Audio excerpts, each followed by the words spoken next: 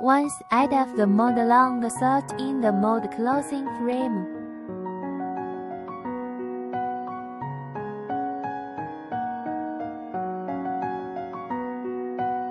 Fix the mold position with screws.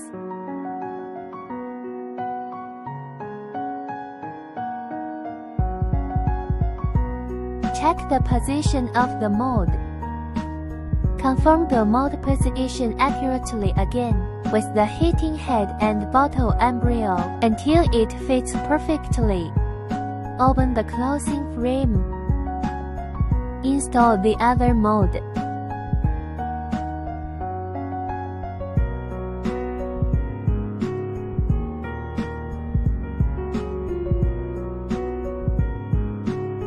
Finally, constantly use the opening and closing guide to proofread the mold position until it fits perfectly.